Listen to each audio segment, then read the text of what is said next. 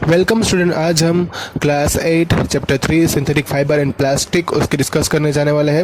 ये पार्ट 1 है, उसमें देखते हैं कितने टॉपिक कवर होते हैं। ओके, तो डायरेक्टली हम ये चैप्टर स्टार्ट करते हैं। फर्स्ट स्लाइड उसमें आ रही है, इंट्रोडक्शन की है। The cloth which we wear are made up of fabrics.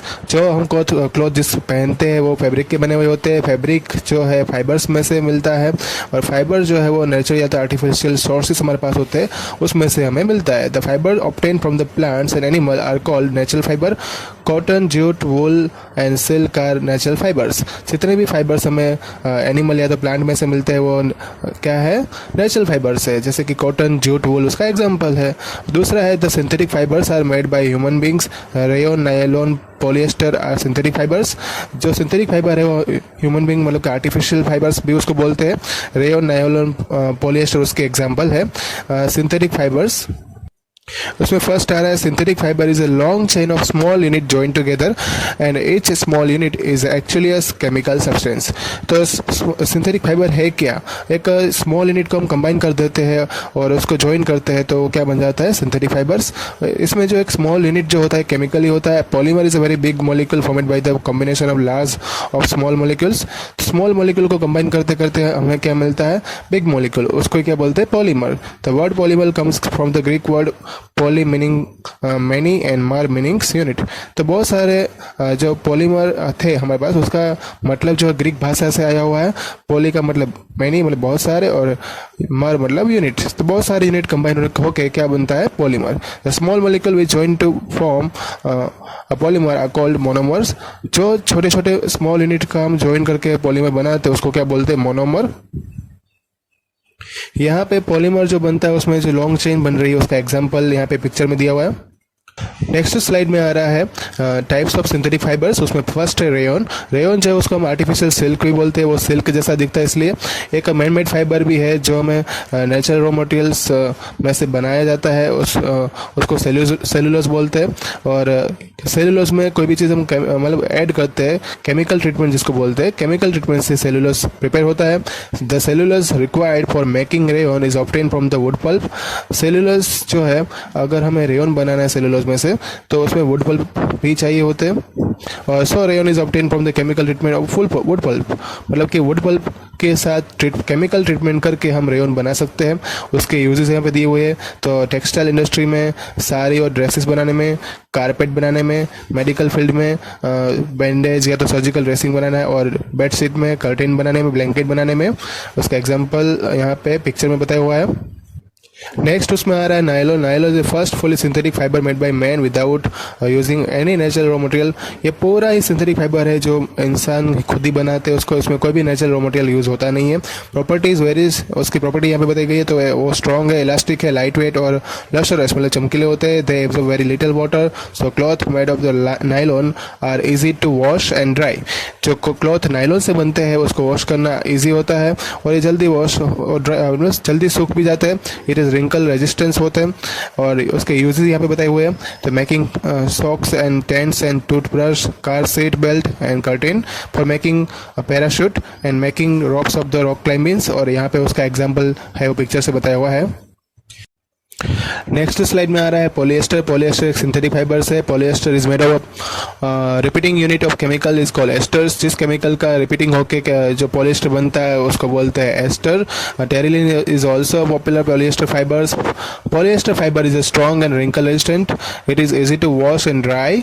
इसको वॉश करना, ड्राई करना आसान होता है। Natural fibres like cotton, wool are mixed to with polyester to make blended fibres, blended fabrics like polycot and polywool. अगर हमें पॉलीकॉट और पॉलीवूल बनाना है तो नेचुरल फाइबर को पॉलिएस्टर के साथ मिक्स करके हम बना सकते हैं। As the name suggest, this fabric are made of blending two types of fibres. ये नाम से ही पता चल रहा है कि उसको अगर मिक्स करके हम दो अलग अलग टाइप के फाइबर्स बना सकते हैं। तो यहाँ पे अगर देखेंगे एग्जांपल दिया है, polycot is a mixture of polyester and cotton. Similarly polywool जो है होगा वो पॉलिएस्टर और पॉलीवूल का मिक्सिंग होगा। यूज उसका क्या है, तो अगर हमें जो for making fabrics for sari, dress material और कर्टेन। दूसरा है for making PET bottle, utensils, film and wires and other uses of PET product. तो इस तरह से हम अलग अलग जो साड़ी है, ड्रेस मटेरियल है, कर्टेन है, ये बना सकते हैं। पीईटी बोटल्स, यूटेंसिल्स, फिल्म्स और दूसरी पीईटी प्रोडक्ट भी बना सकते हैं। तो हमारे दिमाग में क्वेश्चन आएगा कि जितने सिंथेटिक फाइबर है वो यहाँ पे बोला गया कि रॉ मटेरियल तो यूज़ होता है, लेकिन कौन सा रॉ मटेरियल? तो वो होता है पेट्रोलियम वाला रॉ मटेरियल होता है। पेट्रोलियम ओरिजिन का यूज़ करके हम सिंथेटिक फाइबर बनाते हैं, इसलिए उसको पेट्रोकेमिकल भी बोलते हैं। नेक्स्ट स्लाइड में acrylic. Because of the wool like feel, acrylic fibre is often used as a substitute of wool.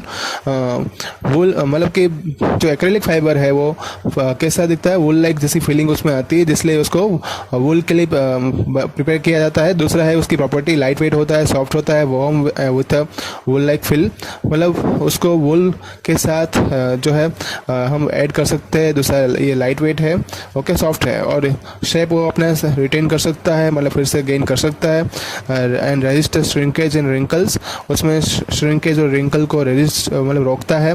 It is strong and durable, ये मजबूत भी है, ड्यूरेबल भी है, टिकता है समय, मतलब ज़्यादा टिकता है। ये यूजेस उसके क्या है? It is used for making sweaters, shawl, blanket, jacket, sport wear, sock and furnishing fibres and furnishing fabrics and carpet.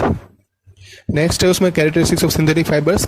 Synthetic fibre are very strong and more durable, they absorb little water and dry up quickly, they are wrinkle resistant and lightweight, quite lightweight, they are less expensive and readily available। and दूसरा है next उसमें cloth made of synthetic fibre easy to maintain, इसको maintain करना आसान है।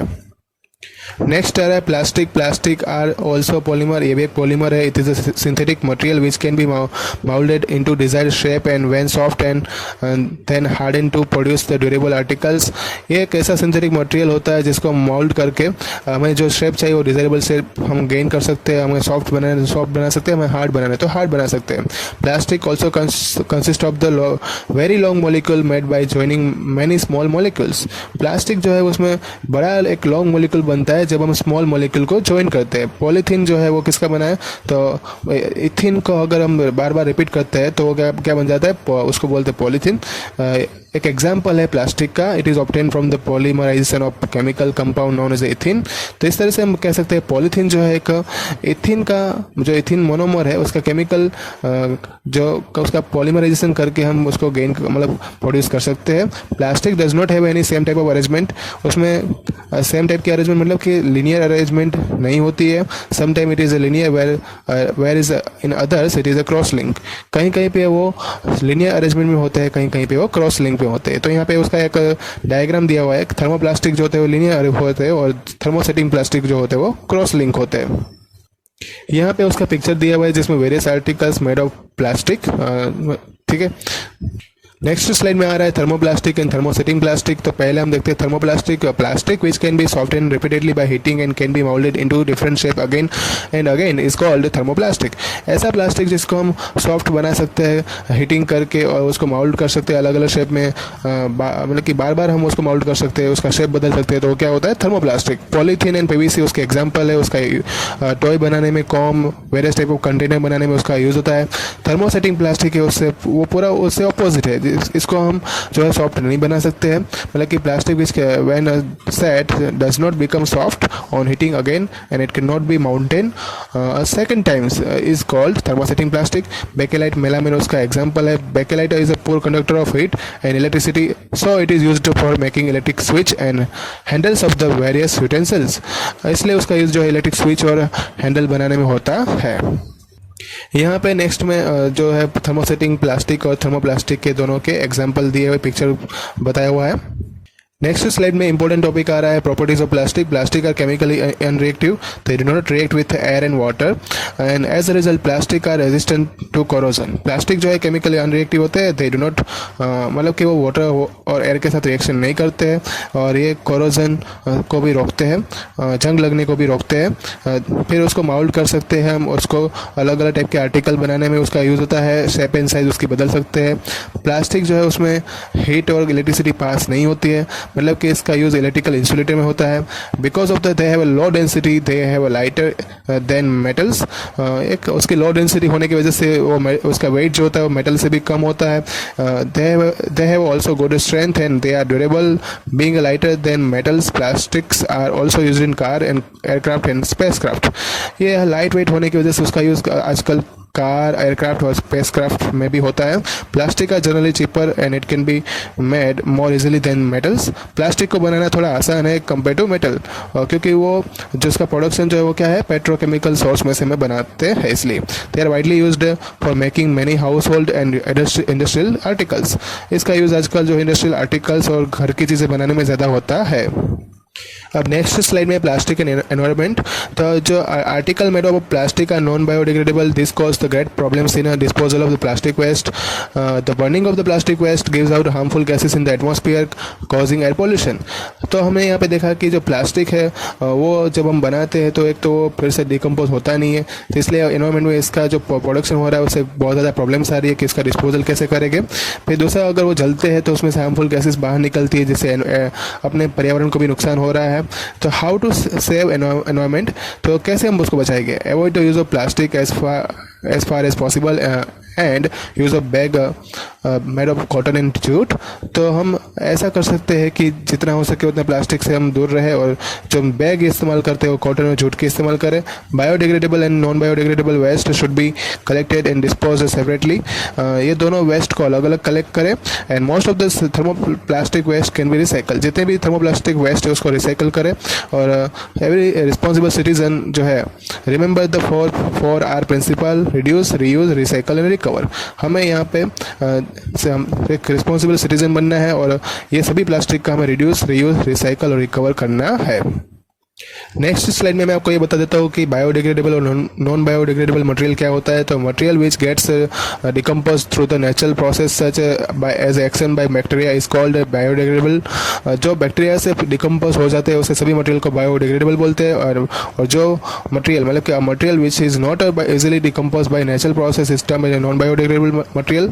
जो decompose नहीं हो पाएगी वो नॉन बायोडिग्रेडेबल हो गए। यहाँ पे एक टेबल दिया हुआ है जिसमें कौन सा मटेरियल बायोडिग्रेडेबल है या नॉन बायोडिग्रेडेबल है वो आपको याद रखना पड़ेगा। जैसे कि यहाँ पे दिया वेजिटेबल्स, फ्रूट जो है वो तो 1-2 हफ्ते में डिकम्पोज हो जाते हैं। पेपर जो उसको 10 से 30 डेज लगता है। कॉटन को 2 से 5 महीने लगते हैं। और वुड है उसको 10 से 15 साल। वूलन क्लॉथ है उसको 1 साल। और टिन, एल्यूमिनियम और अदर मेटल कैन है उसको 100 से 500 साल लगते हैं। प्लास्टिक बैग को सेवरल ईयर्स लगते हैं। तो इसी के हिसाब से उसका नेचर भी यहाँ पे बताया हुआ है। एक इसकी जो मतलब बुक में अपने को फैक्ट याद रखनी है प्लास्टिक के बारे में दी हुई है। प्लास्टिक जो है वो एक हेल्थ केयर इंडस्ट्री में उसका बहुत ज़्यादा यूज़ होता है। थोड़े एग्जांपल यहाँ पे बताया हुआ है कि टैबलेट के पैकेजिंग में होता है, थ्रेड जो स्टिचिंग वाउंड हमारे स्टिचिंग वाउंड में होता है, फिर सीरिंज में, डॉक्टर के ग्लोव्स में और मेडिकल इंस्ट्रूमेंट में उसका यूज़ होता है। स्पेशल प्लास्टिक कुकवेयर जो है आजकल माइक्रोवेव ओवन के अंदर यूज़ होता है, जो फूड बनाने में काम आता है। माइक्रोवेव फिर ओवन के साथ साथ उसमें जो heat कुक्स and food but does not affect the plastic vessels. वो इस तरह से फूड को कुक करता है जिससे प्लास्टिक वेसल को कुछ इफेक्ट आती नहीं है। टेफ्लॉन भी एक स्पेशल प्लास्टिक है जिसमें विच oil and water do not stick and it is used for the non sticking coating on cookwares. इसमें ऑयल और वाटर जो स्टिक होता नहीं, इसलिए उसका यूज़ भी आजकल खाना बनाने में होता है। दूसरा है fire proof plastic. All the synthetic fibres catch fire easily. ये तो पता ही है कि फाइबर्स जितने भी वो आग जल्दी पकड़ते हैं।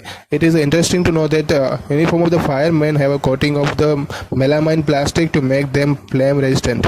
लेकिन अगर मेलामाइन प्लास्टिक को पहन लेगा तो उससे जो है उसको आग लगेगी नहीं। तो हम देखते हैं कि ये जो फायरमैन है वो भी ऐसे प्लास्टिक ही पहनता है, लेकिन तो भी उसको आग क्यों नहीं लगती? क्योंकि वो मेलामाइन प्रोडक्ट का बना हुआ होता है।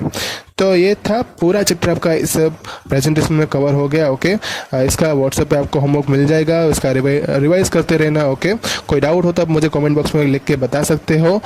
Thank you all.